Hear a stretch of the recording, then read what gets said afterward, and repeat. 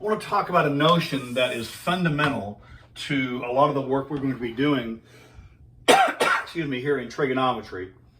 Is this weird word conglomeration that's been developed over the ages, SohCahToa.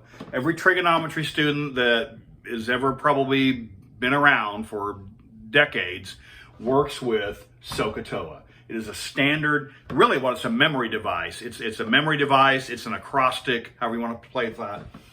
But it is fundamental to the work we're going to be doing in trigonometry. The first thing we need to say is this. This idea, this notion, this way of thinking applies only to right triangles. If the triangle in question is not a right triangle, then this idea does not apply. Now, I have drawn my right triangle in this form because it is convenient.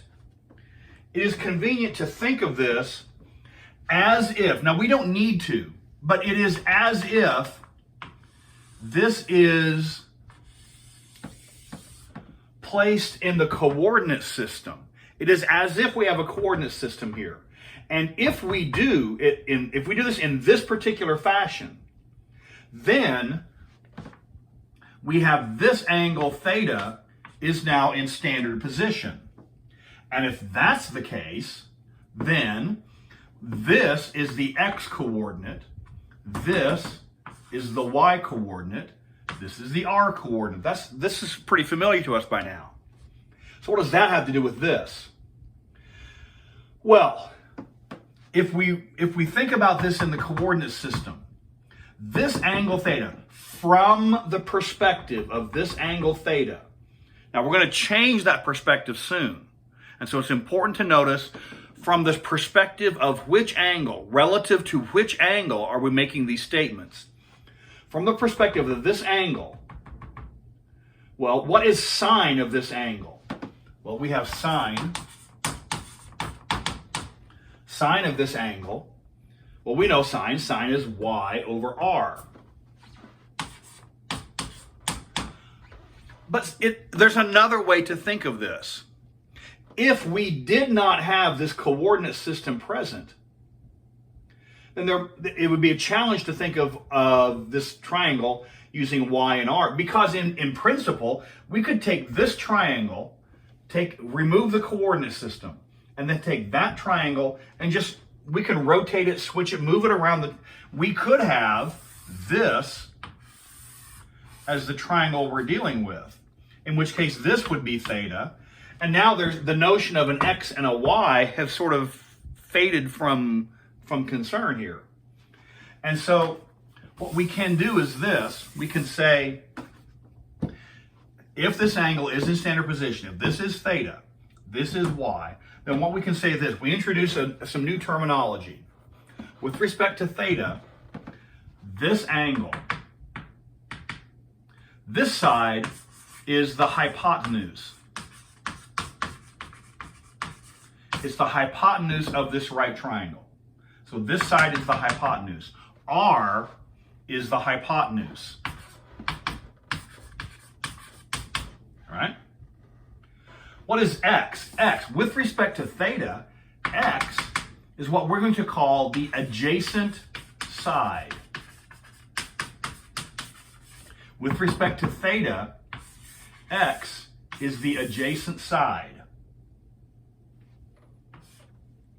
And with respect to theta, y, look, here's theta. This side is the side which is opposite.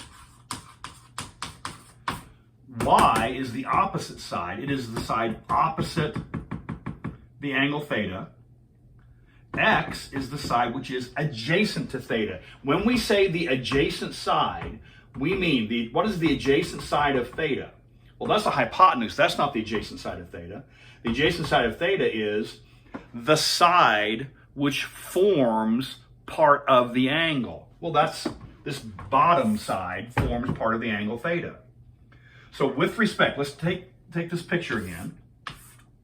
With respect to theta, this is a right angle. Must be a right angle in order to have a hypotenuse. So this is the hypotenuse. I'll just abbreviate. This is the hypotenuse. From the perspective of theta, this is the opposite side. From the perspective of theta, this is the adjacent side. The convenient thing about hypotenuse, opposite, and adjacent is even if we move the triangle around, hypotenuse, opposite, and adjacent don't change. If we move this triangle around, the values of x and y begin to lose their effectiveness. Suppose we take the same triangle and orient it this way. It's the same triangle. This is still the same angle theta. But now this side, which is the opposite, doesn't really have this notion of x value, y value. This is still the hypotenuse.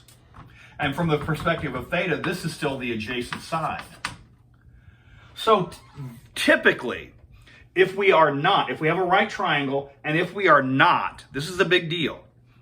If we have a right triangle, and if we are not in the coordinate plane, if we do not have the coordinate axes present, we just have a triangle and a triangle, then usually we don't use the XYR definitions begin to lose their effectiveness.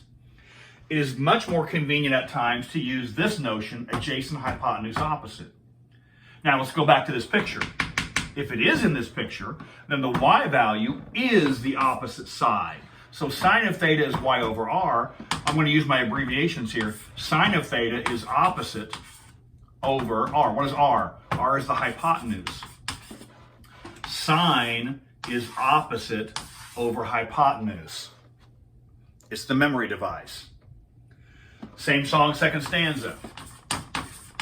Cosine, we know that's x over r from the XYR definitions. But from the XYR definitions, we immediately have x. What is x? X is the adjacent side.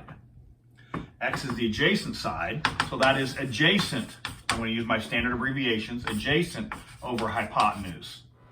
Cosine is adjacent over hypotenuse. And that's true even if the triangle is oriented in some unusual fashion. For this theta, cosine of theta is adjacent over hypotenuse. Sine of this theta is opposite over hypotenuse. Even if it's not in standard position, these values retain their effectiveness. If it's not in standard position with a coordinate system, these values begin to lose their effectiveness.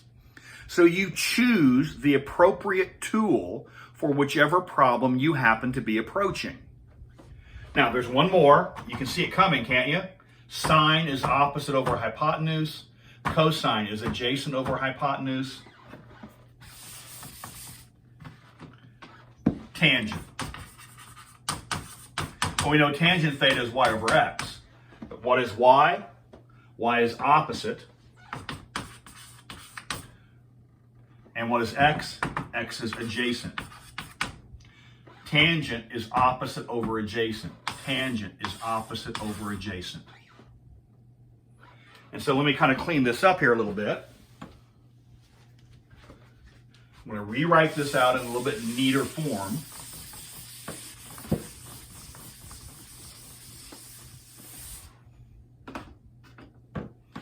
We can say if theta is an angle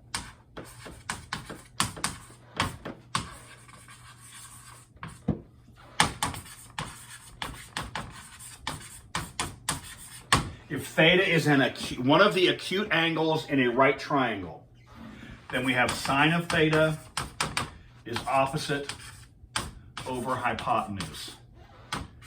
Cosine of theta is adjacent over hypotenuse. Tangent of theta is opposite over adjacent. And from this is where we get this acrostic, this memory device, which people pronounce SohCahToa. SohCahToa, SohCahToa. Sine is opposite over hypotenuse, cosine is adjacent over hypotenuse, tangent is opposite over adjacent. You'll use that so many times, it just becomes second nature to you. Now, the question is, okay, what about secant, and what about cosecant, and what about cotangent? Well, if you know tangent, you get cotangent for free. If you know cosine, you get secant for free. If you know sine, right? If you know sine, you get cosecant for free. And so long as we have these three, the others we get for free. The memory device is the relationship that cotangent has to tangent, and so on. And so SohCahToa is of fundamental importance, and we'll talk about how we use that. How do we use that? We can now use this to solve the values for the triangles. One last piece before we leave this. Even if the angle is not oriented in standard position, this is still true. And suppose we take a triangle that's not even close, a right triangle that's not even close to being in standard position. Here's a right triangle. And let's assume, it doesn't matter, let's pick this angle to be theta. From the perspective of theta, the question is, which is opposite, which is adjacent, which is hypotenuse? Now, one thing I hope we learned from our basic geometry course, whenever you label a triangle, and this will be the same thing for the rest of the course, whenever you label a triangle, your first goal is to label the hypotenuse. Label the hypotenuse first. The hypotenuse, we know the hypotenuse is the side opposite the right angle. So this is the hypotenuse. No matter how we orient the triangle, no matter how we spin this or lay this out, hypotenuse is opposite the right angle. From theta, then, this is the opposite side. And which side is the adjacent? The adjacent forms one of the sides of the angle. The angle is formed by the hypotenuse and the adjacent side.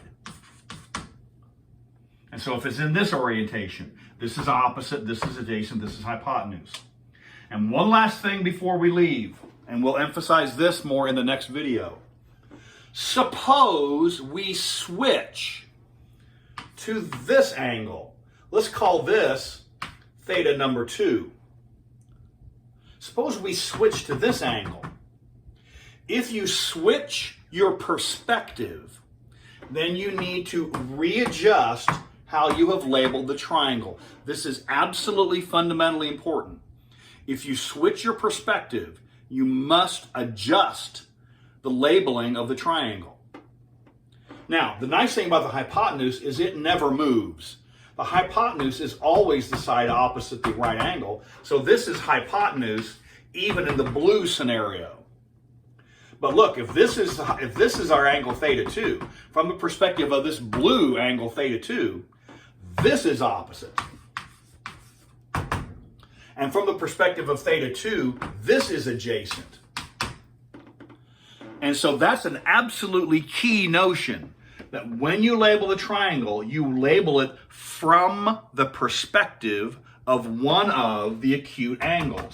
That's why you must have one of the acute angles, which tells you the perspective from which you're viewing this triangle. If you change the angle, then you change the labeling. Remember, hypotenuse never changes, but opposite and adjacent will switch places depending upon which angle you're dealing with in the right triangle. And we'll use that and leverage it to be able to find values and some certain properties in the next video.